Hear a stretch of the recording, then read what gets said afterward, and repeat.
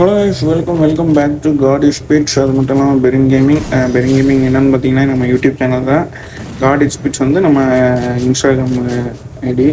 அது மட்டும் இல்லாமல் இந்த வீடியோவில் என்ன பற்றி பார்க்க போகிறோம்னாக்கி எதையும் பற்றி பார்க்க போகிறது இல்லை. இனி வர வீடியோஸை பற்றி நம்ம பேச போகிறோம். என்னென்ன வீடியோ போட போகிறோம் பார்த்தீங்கன்னாக்கி இனி வரக்கூடிய வீடியோலாம் பார்த்தீங்கன்னா நம்ம வந்து டிப்ஸ் அண்ட் ட்ரிக்ஸு போட போகிறோம்.